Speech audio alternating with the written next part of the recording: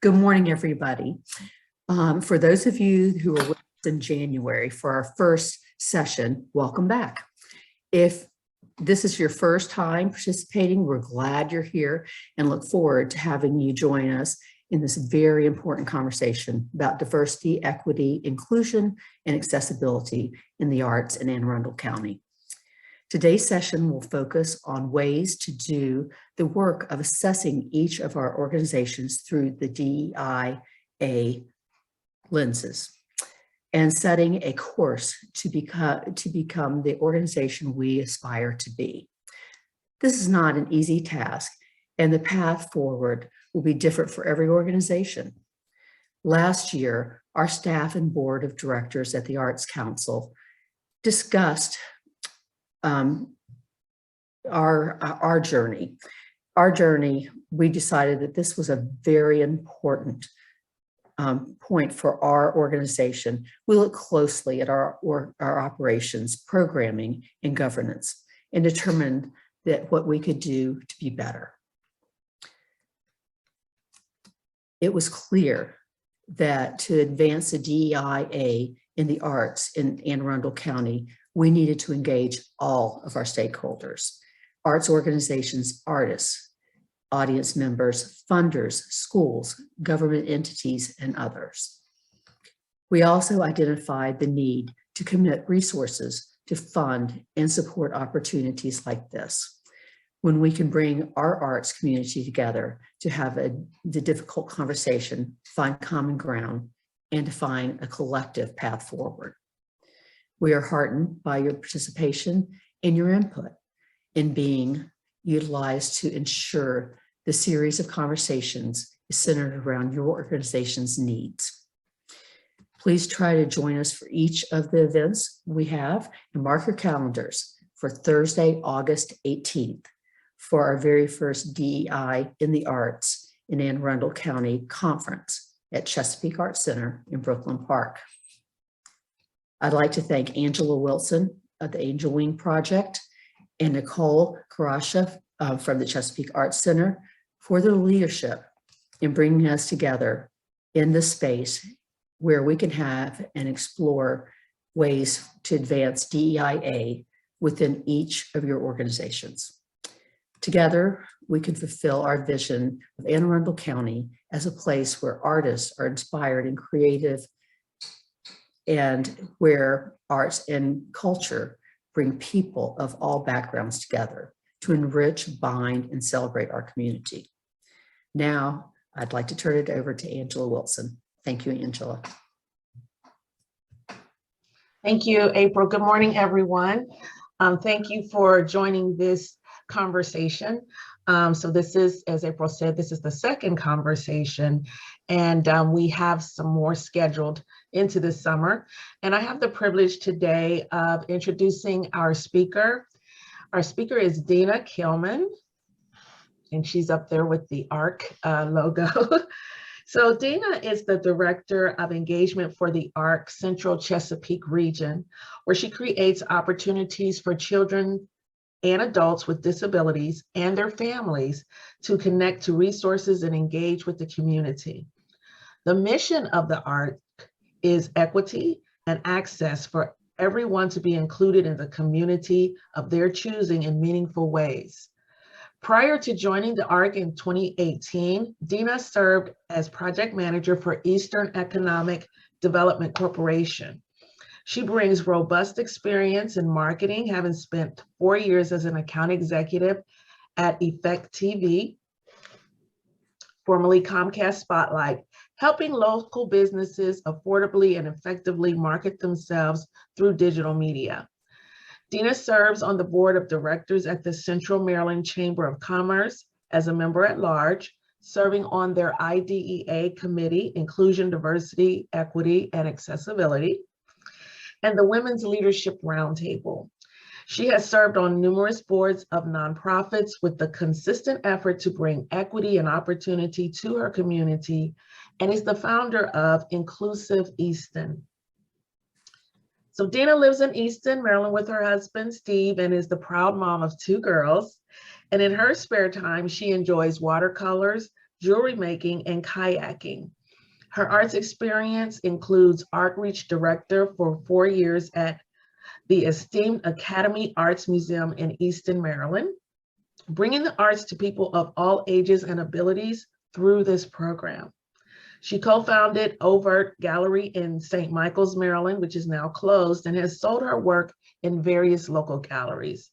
She also maintains a personal Facebook page, Deena Kilmon Designs, where some of her work is featured. So I would like to introduce and turn it over to Deena Kilmon.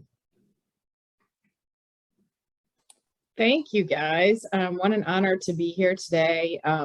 The ARC is, as you may have guessed, we aren't an ARC organization, but we do value inclusion, and we have fought for the rights of people with disabilities to be fully included in their communities for over 60 years locally. And if you're familiar, there is an art organization that's national that is actually a 70-year-old organization that has helped guide some of our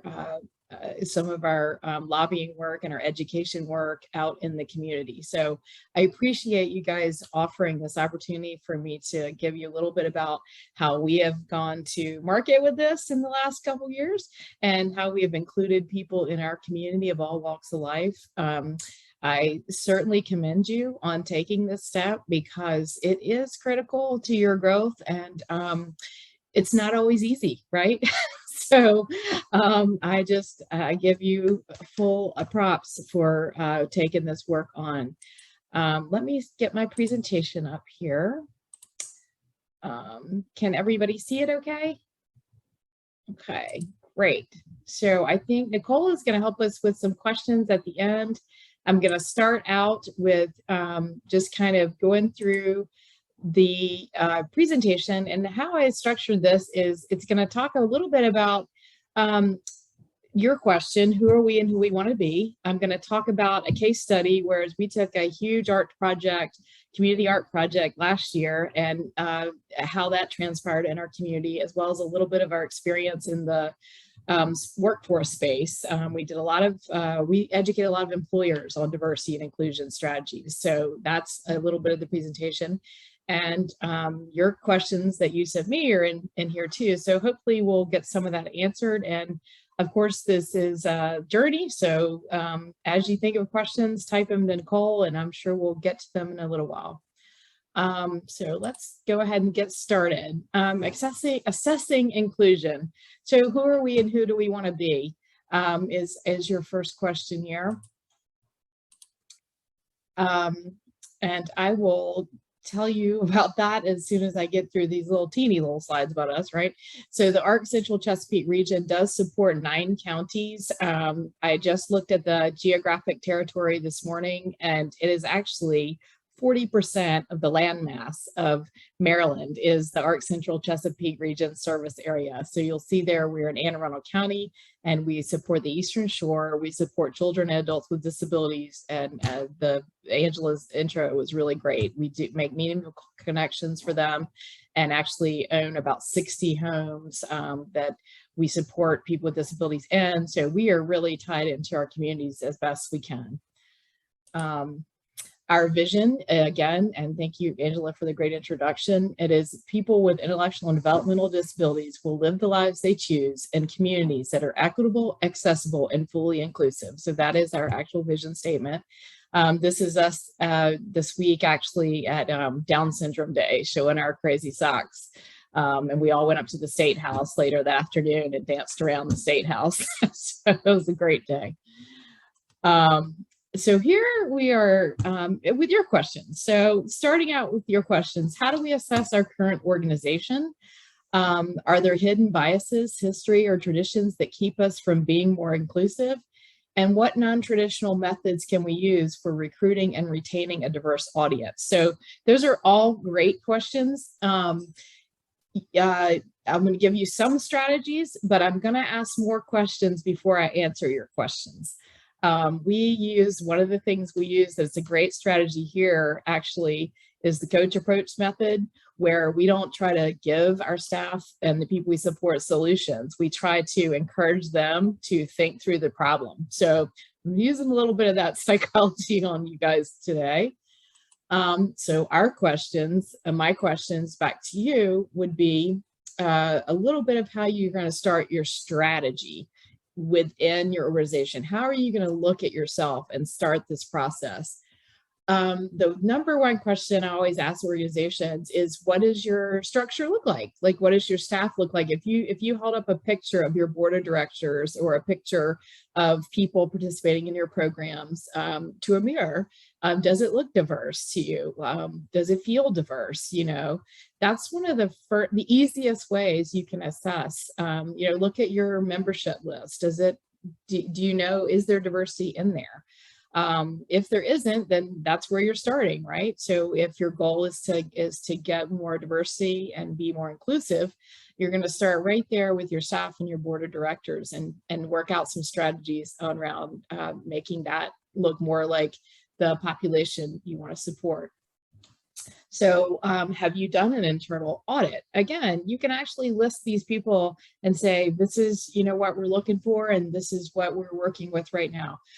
One of the case studies I always talk to businesses about is Ernst & Young. Ernst & Young went to market, and they're a big financial company, if you're not familiar.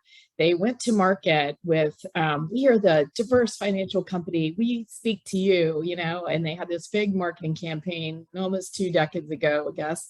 And basically what they were trying to do is get customers, diverse groups of customers, to come to them who had not used their services before. But what they found is it felt a little hollow because they had not done the internal work on themselves. Are we a diverse company? Are we supporting people with accommodations and accessibility? Are we inclusive of our culture, you know, internally? So they stepped back, and I'll show you a little bit later about how they went on this journey of assessing themselves, because I find them to be one of the most beautiful examples of taking this conversation all the way down through and out their organization. Another way you can start to assess your organization and where you are is check your vision statement. If diversity, equity, inclusion, and access is one of your, one of your goals for your organization, is that reflected in your vision or your mission? You might want to look at that and see if there's a way you can change those words, because words matter, right? If people read that about you, they're going to expect it. So, but B, it might spur your board on to go, gosh, yeah, we said we were going to do that. Let's do some more of this work. One of the things that Ernst & Young does, and every organization that has done well with this has asked themselves this question: how would your own staff request an accommodation with internally? So let's say I'm an artist, or I'm an employee of your organization, or you're hiring me as a consultant or a visiting artist or whatever it is. What if I can't hear well? And have I been able to tell you that? What if I don't walk well and I need to sit down with my lectures instead of standing? Are there accommodations for that? Have you made it a safe space for them to ask you those things? Or are they sort of sliding in the door going, gosh, I hope they don't mind if I sit during this lecture?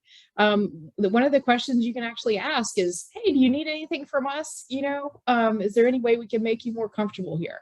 And that simple question can change the vibe of your whole experience for them and your attendees to the organization. One of the things we have done out here, and you'll see a little bit about this later, our Avalon Foundation partner here actually polled their plein air artists. And if you're familiar with the plein air Easton contest, that is one of the biggest plein air events in the United States of America. And we asked the director if she would poll their juried artists. So the 58 juried artists were actually asked if they wanted to note whether or not they needed an accommodation, or if they wanted to state whether they had a disability this year. And if they needed any support there. This was the first time they'd ever done this in the history of the competition. And 5% of the artists indeed responded, yes, they had a disability, and they were pleasantly surprised that someone had asked them about that question. So just that one question has opened the doors to some amazing conversations that I know we're going to have this summer with their artists and what that might look like for artists with disabilities in the future. So I'm super proud of the Avalon for doing that. And that came out of a result of our project that I'll talk about in a minute.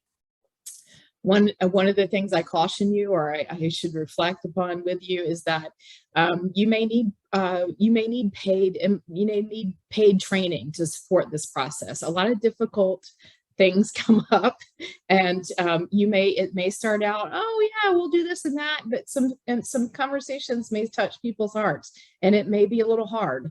So we always recommend that you consider getting a corporate trainer or someone with actual experience in this field to help walk your board of directors through this conversation.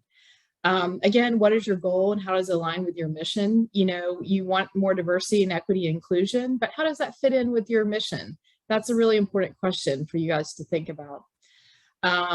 Have you asked your target audience what they want from you? So again, like, you know, we talked about this the other day. I could be really, really thinking you guys need to listen to opera, and I'm going to have an opera afternoon. And I'm like, well, why do only 3 people show up? Well, because I like opera doesn't mean that the people I'm trying to support like opera. You know, so what do they want from you? Are they asking for things that you're not aware of? Have they been given that space, you know, to suggest things to you, more appropriate programming for the population you're trying to look for? And have you asked for their support and maybe developing something? You know, maybe they've got a great idea and you just don't know about it. So that's a good place to start. One of the, again, I thank the Avalon Foundation for this, but enrollment barriers, applications, some people don't have internet, there's language barriers, you know, have you made it easy for people to get in touch with you? One of the things we noted last summer was vaccination qualifications. Like, did you have to have a vaccine to participate in your programs last year? That was a huge cultural barrier for a lot of our populations. So, you know, maybe they didn't have healthcare, maybe they just didn't feel comfortable with the vaccine. But if that was a statement, you know, for your program or your theater or whatever, you may have disenfranchised some people and not realized it. So come back around to that conversation and say, maybe wear 2 masks or wash your hands more, or whatever you want to say, but you may want to go back to that conversation and make them feel comfortable to come back. Because they may have felt really nervous about you know, engaging last year, if that was something that you required, and that may need a little work. You know, again, some of these things are not easy. And partners, we're definitely going to talk about partners in my project. So this is just my favorite quote of all time about this conversation. JT Childs was a huge guy, big. I don't even know how to explain how big this guy's influence was on the corporate world, but he said, we are beyond the moral imperative to understanding the strategic imperative of diversity, equity, inclusion. And he said this probably 30 or 40 years ago, believe it or not. He was a visionary, and he began to start some of these strategies many years ago in IBM. And basically what that means is, today's world, kids particular are expecting diversity. It's something they know, it's something they're familiar with, it's something they're comfortable with. So even though we think, oh, that would be nice to be more diverse, or it'd be nice to be more inclusive, it's literally your future. You have to adopt these strategies, or your organization will not be as successful in the coming years, particularly with our young people who really are expecting you to be comfortable in the spaces they're comfortable in, right? And I'm sure you're already experiencing that. Where do kids want to go work? They want to go work at Google and IBM and all these cool places that are accepting of everyone. They want to go to those places. They want to go to the cities. They want diversity, and they you know, are expecting that you're going to be familiar with a lot of the things that they're familiar with. So very good guy to look into and what he did for IBM. This is the case study for Ernst & Young, and I won't go over it. You can Google it, go on their website and learn more about it. They've got a whole website on their journey to diversity, equity, inclusion, access. So you can see it isn't one conversation, it isn't one strategy. It is a journey. They launched this project in 2014, like officially, but you can see where they started. They established a baseline of where their organization was, and then they had all these sorts of tactics internally and externally to make this conversation happen at Ernst & Young. So I encourage you to go look at that. And the reason I use a for-profit example here is because if it wasn't effective, they wouldn't do it, right? They're a for-profit corporation. What they found is the more they focused on this problem or this challenge, their teams performed at a higher level. They had greater respect for each other. They were cooperative. They were collaborative. So it's so important. And you always look to the business world, right? When you're looking for good practices, because if it didn't work, they wouldn't spend millions of dollars on it. So this is why I always use a business example, and they are a good one. Lots of videos from their DEI staffers and all kinds of things about their tactics are on YouTube too. You can Google this all day long. So my case study, this is my favorite part of the presentation, is our arts project last year. And what it was a huge art project based on the 9/11 project. So this is a national Day of Remembrance and project set up by the ARC and some other big partners in national space, where you bring people in to do some sort of project. It could be a service project, it could be whatever you want it to be, but ultimately you honor first responders, and the events culminate in a 9/11 Day of Remembrance. What we decided to do is to encourage all of our community to come together and create a painting or a sculpture or a drawing or whatever they wanted to do to represent the theme, "You are the help until help arrives." So what does that mean to us? Well, it means a lot. If you're someone with a disability in particular, and there's a 911 or a first responder event, sometimes you're left behind. We know from 9/11 that people that had walking difficulties or may have been in wheelchairs had greater difficulty getting out of those buildings, right? They have a greater difficulty at any first responder events. Getting the support they need. You found out during COVID, marginalized populations need more support, right? So this project for us was based on how could we help each other? If I'm the first one on the scene and I see someone I'm not familiar with, it could be someone of a different color, it could be someone of a different gender, it could be someone in a wheelchair, it could be someone from a different culture, but I'm a human and they're a human. So how do I help them? So we had dozens and dozens and dozens of artists draw pictures and speak words of kindness to each other. Like we would hug people, we would call 911 and hold their hand waiting for the ambulance. We would help them understand if they had a hearing difficulty, how to get out of the building. If I spoke Spanish, maybe I would help the 911 guy talk to the person that was having the crisis. So all these children came together, adults everywhere across our Midshore community here, to create these works of art. We eventually put them together in banners, and we put them all over our town, which you'll see in a minute. How do we try to be inclusive? So tasks from the very beginning, the grantees, the funders wanted to see inclusion. And I know you guys are familiar with that. They wanted people with disabilities. They wanted people from different economic backgrounds. They wanted to see gender, race, all those things represented in this grant, in the people that participated in this project. So we already knew we had to do it, right? Because it was going to be turned into the government. So you're not messing around. This was ultimately funded by federal grant. So we knew where we were, right? And we're the experts, right? We're the ARC. Oh, we know how to do this inclusion thing. No big deal. We got it. And my favorite was social media will solve everything. We'll just put it out there that this is open to the public and free, and just everybody will come, right? Has anybody experienced that? Right? You put the flyer out, it's free, bring everyone, and just thousands of people will show up. Well, you guys know that did not happen, right? No, it did not. So we had to work a little bit harder than we thought at the beginning. COVID happened too, so we had to modify our in-person art classes where we thought, oh, we'll just show up downtown and people will congregate with us and we'll just have a big old art party. Well, that didn't happen, right? We had to make small groups. We had to do some virtual classes. We had to, of course, wear a mask. We had to modify how many people could be allowed at each events. We did talk about vaccines. We ultimately decided you didn't have to have a vaccine to participate, but we did require masks.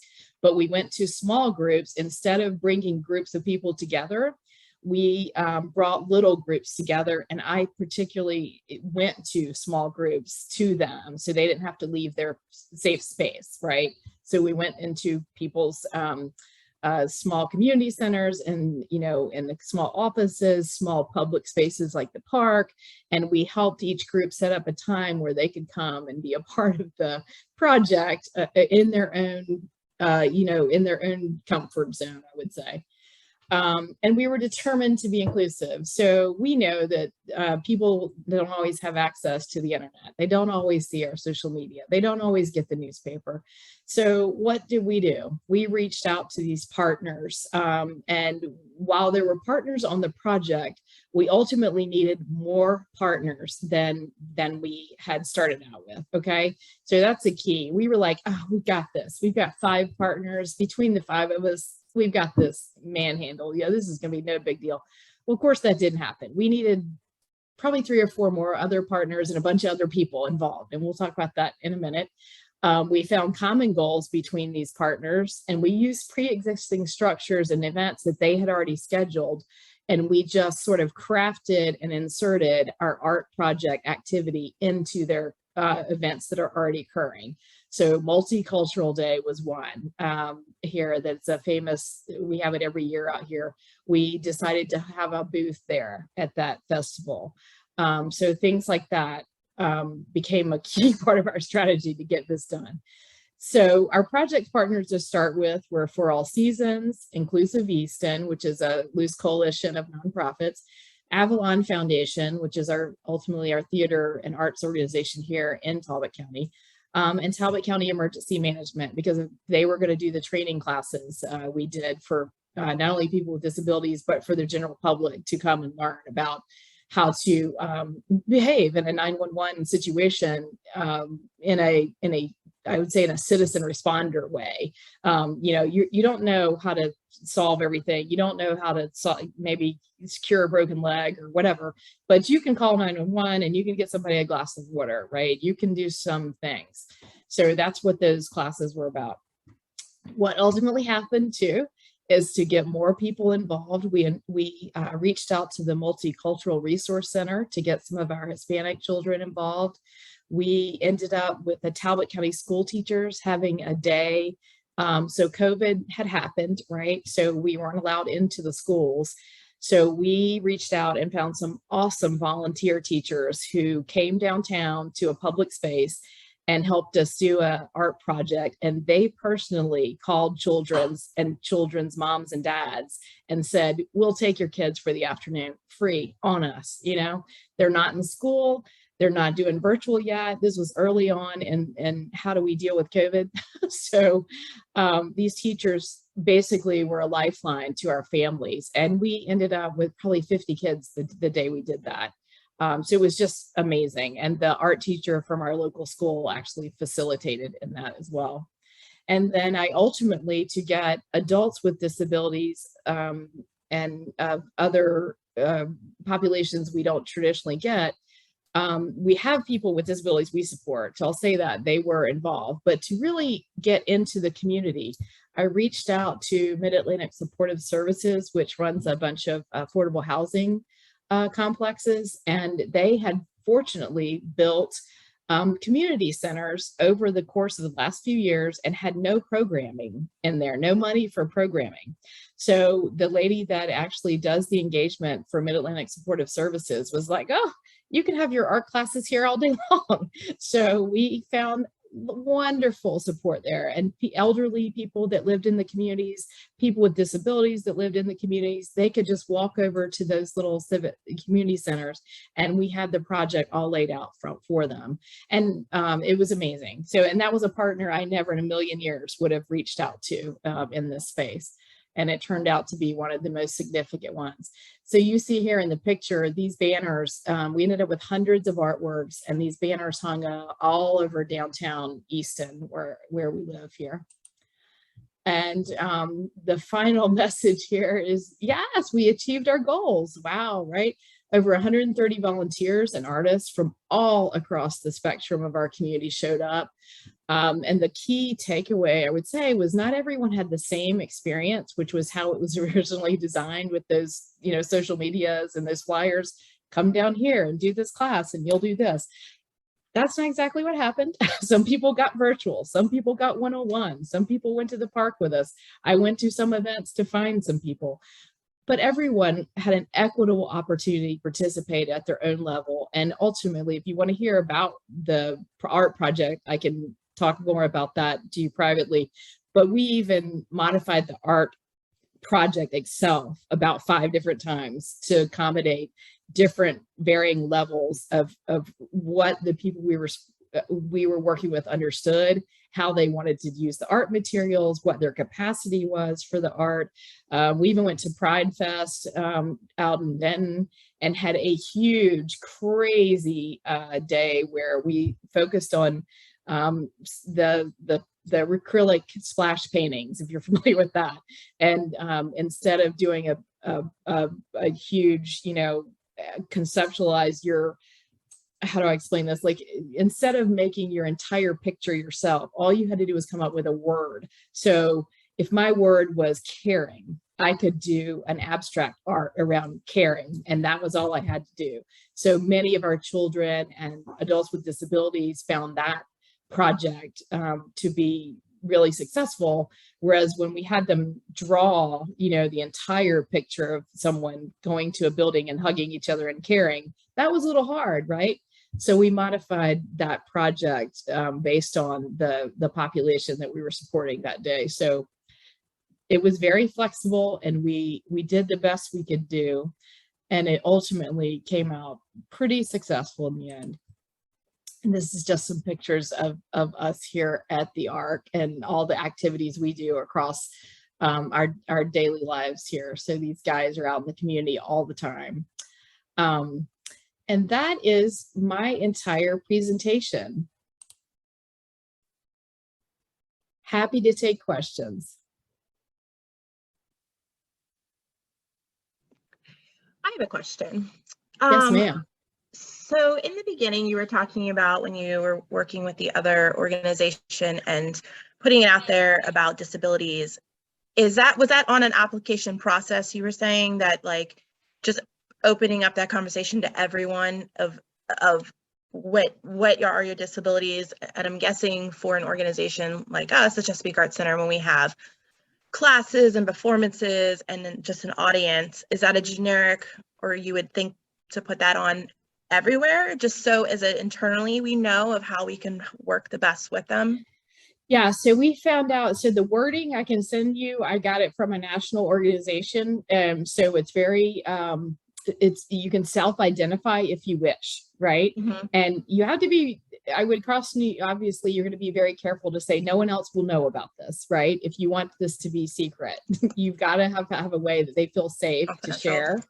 But the data had to be collected for our grant, because that was our financier was like, you will be collecting this demographic data, so they gave us words on how to collect it. And there's a little survey that they actually designed, and we sort of modified it a little bit for our needs. Now, we got lucky in the sense, if you were with an organization supporting people with disabilities, we knew you had a disability, right? So I didn't have to ask that population. However, the rest of the people, the general public, we had a very simple form that, either you could fill it out if you registered online, which really didn't happen that much, let's be honest. Or what I did was, while the child was participating in the project, I went over to mom with a clipboard and said, you know, if you feel comfortable, would you answer a few questions? One of the questions you can ask for a child is, do you have an IEP? They don't have to tell you what their disability is, but if you're looking for that information, yes, I have an IEP or a 504, which is the paperwork that you use in the public schools to help children get accommodations, right? So they can answer that question. You can do it however you want, depending on what you're looking for, but giving them a way to self-identify will be interesting to you, because while you think in particular you're not supporting people with disabilities, you are, because about 10% of our population statistically has a disability. So frankly, you are. They just haven't identified because they've never been asked, probably. You know, they haven't had that space. Now, race, gender, all those other things, yeah, it might be something that, you know, it's a different conversation. But with disabilities, it's kind of interesting because you really are supporting people already. So how can you make that a better experience for them, might be your question, you know? A lot of the people we support have no transportation at night. You know, they rely on either their volunteers or their family members or a disability service organization like ours to get them around during the day. And they have zero transportation at night. So anything after about 3 or 4 o'clock in the afternoon, you're not going to have participation from this population, period. They don't have a way to get to you. Many of them don't know how to use cabs or don't have the money, or out here on the Eastern Shore, we don't even have Ubers unless you're in Ocean City. There is no public transportation. So, you know, those are the kind of questions that might start to bubble up when you ask people to not only self-identify, but ask them, you know, if you could participate more, what would make you feel more comfortable? Ask them that question, and I'm sure you'll have a lot to work with. Thank you. Does anyone else have any questions? Martha? Yeah, I thought that your questions that you raised on their second or third slide were really a good list of questions. And I just wanted you to elaborate a little bit more about how you address those questions in your organization or in others that you've seen. And what do you think, is this the right order, and how long does it take? So I love that. I love that, Martha. Yes. So how are we handling it in the ARC is a great question, and it's multifaceted answer. First, you have to realize that you want to talk about it, right? And our CEO does want to talk about it. So we have hired professionals to help you start with the board of directors and talk about these conversations.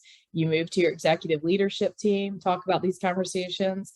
And we also have open meetings to talk to each other, you know, as a staff, like our whole staff.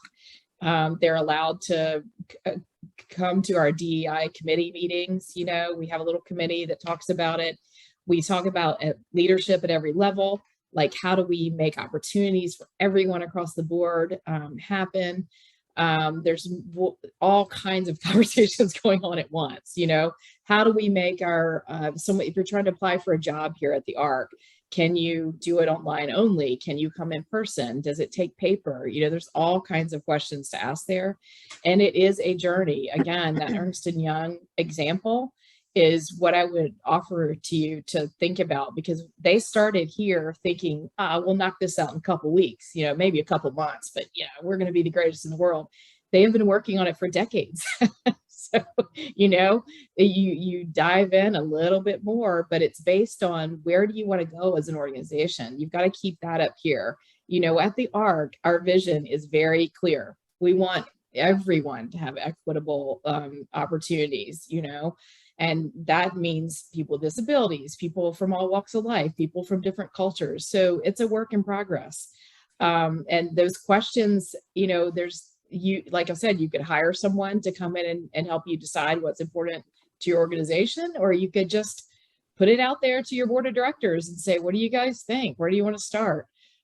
This is an important conversation and we want to have it. So let's go, you know, just get started.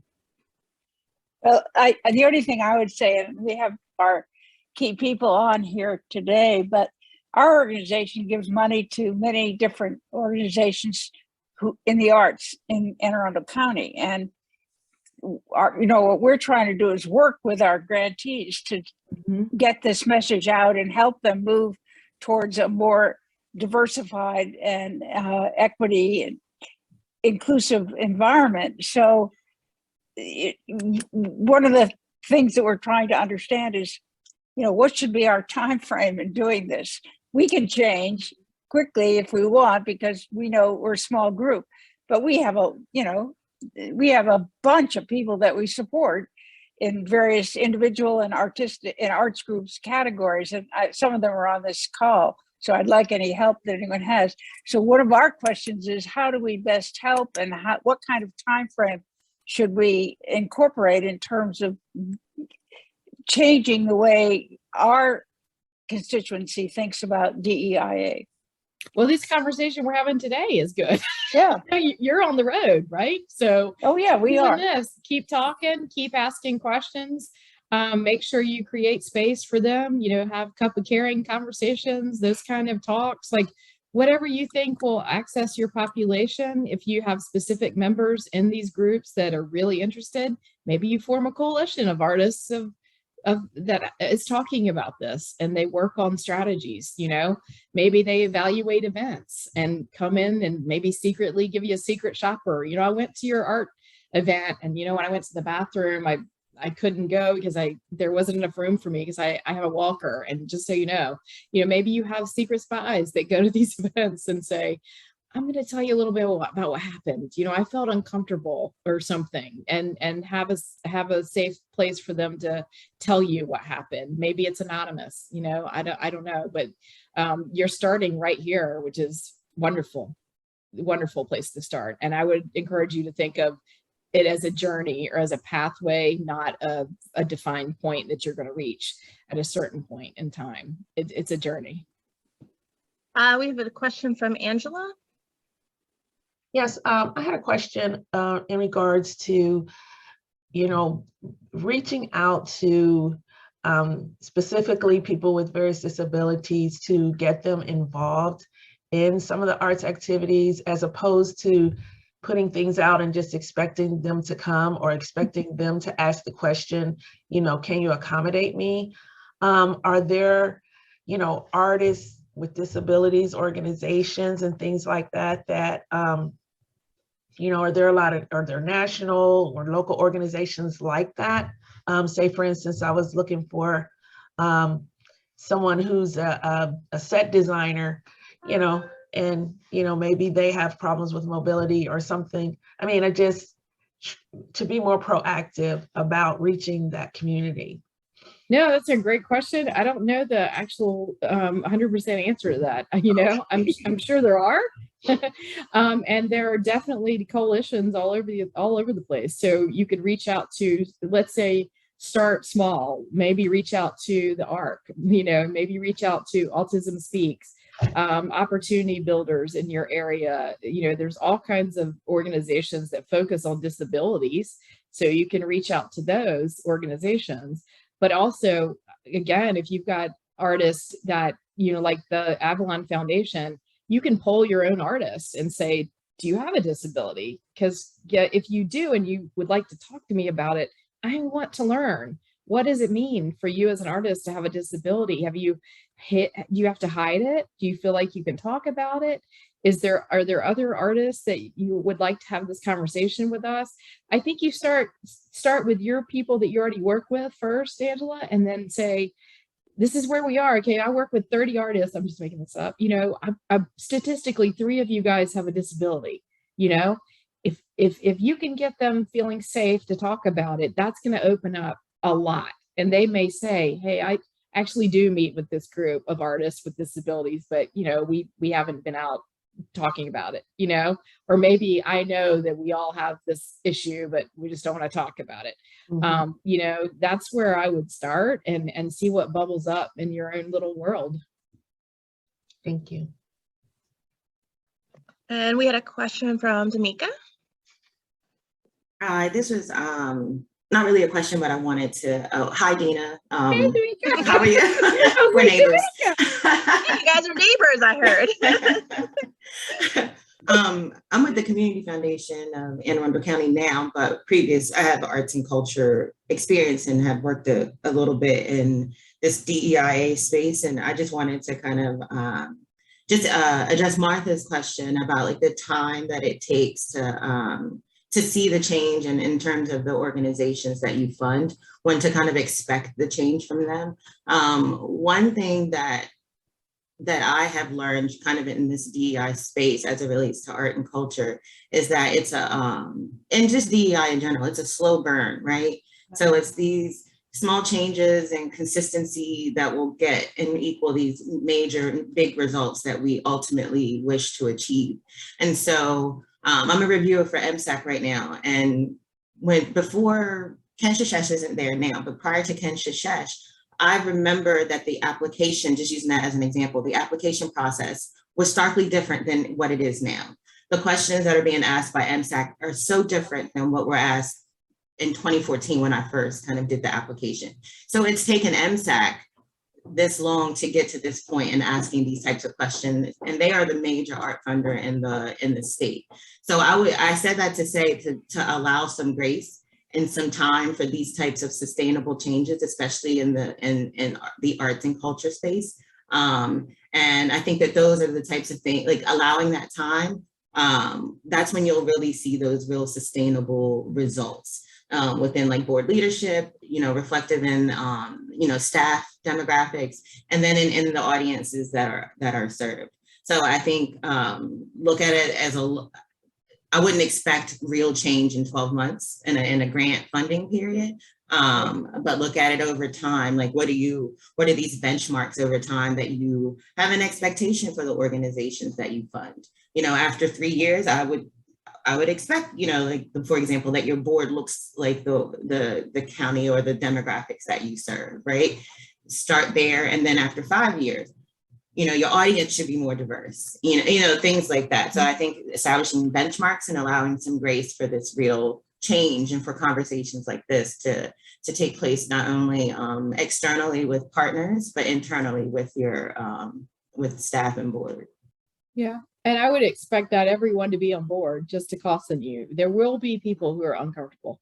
So that's why I advise the professional support, the professional consultant to come in and give you guys an overview of what could happen.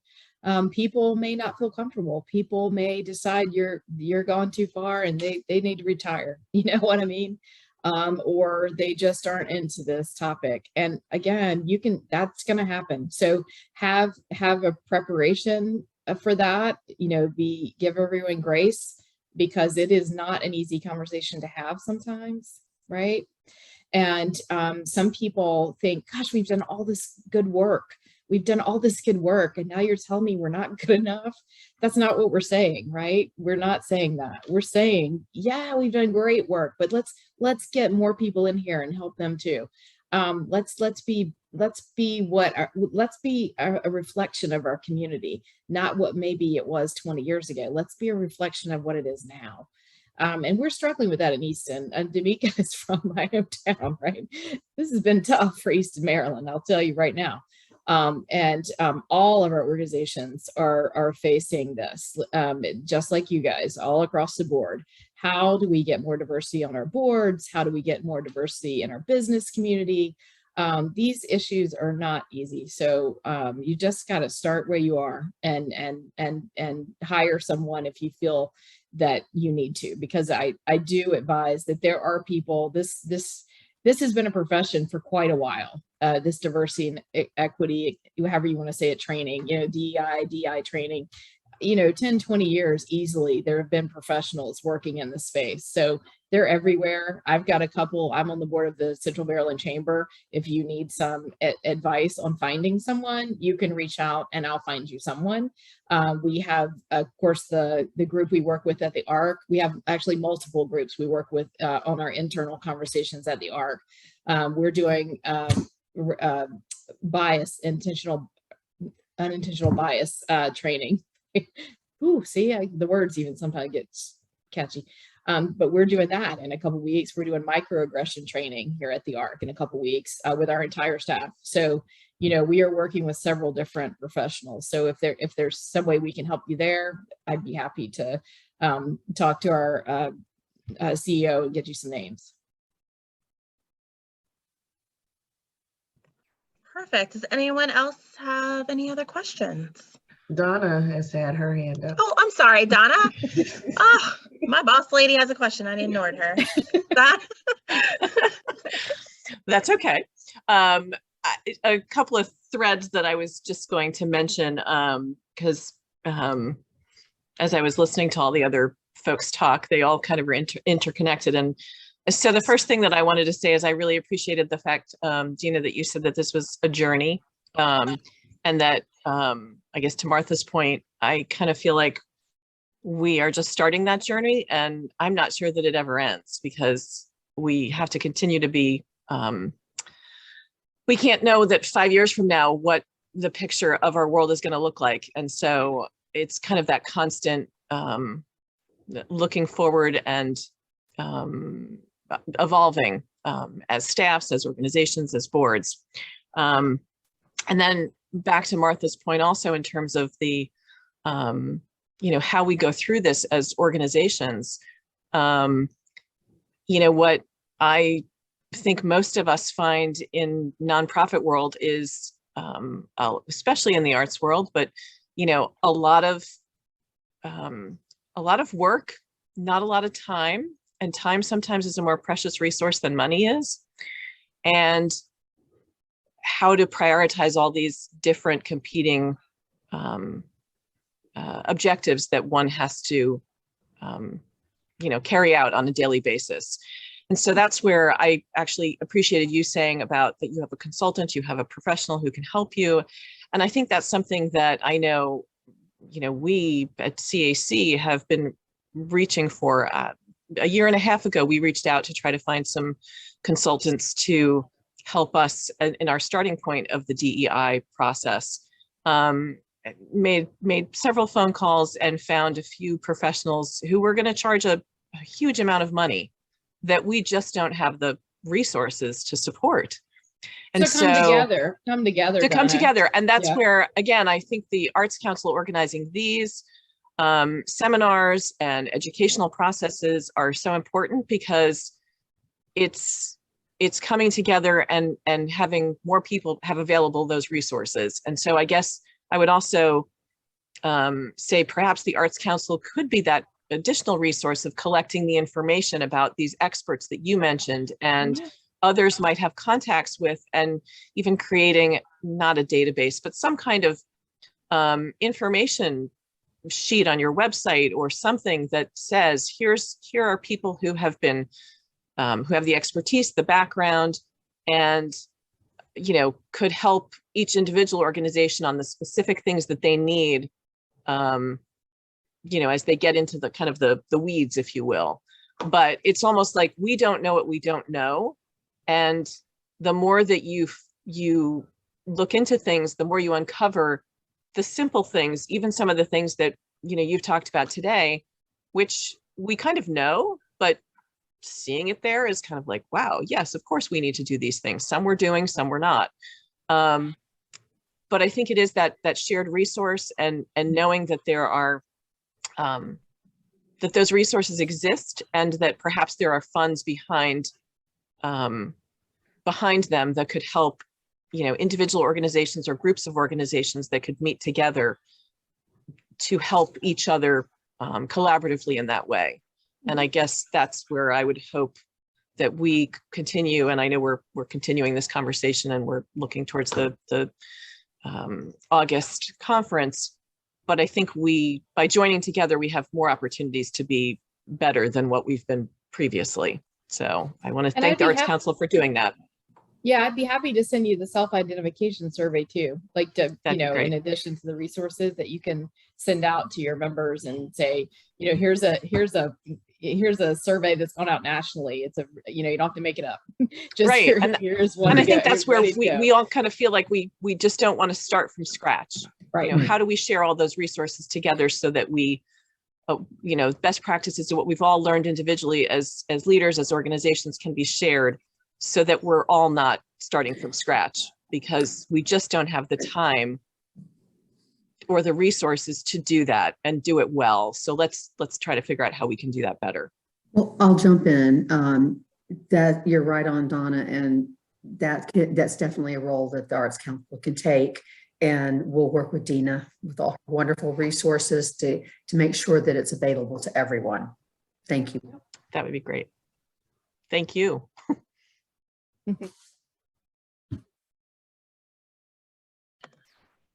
I'm going to pass it back to my friend Angela.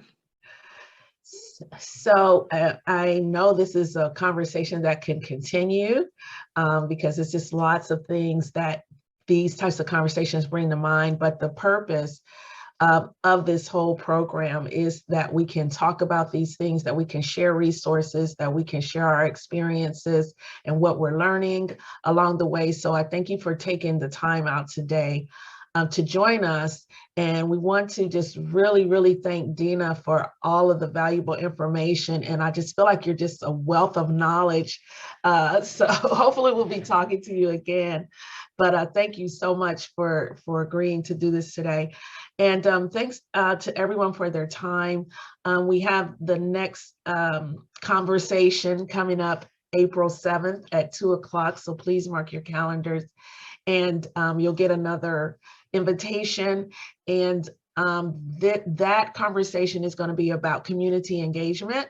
So you don't want to miss that. So it kind of springboards off of what we're already talking about today. So I wish we had another hour, but we don't. But thank you all so much for your time today. And thank you again, Deena. And we'll see everybody hopefully next month.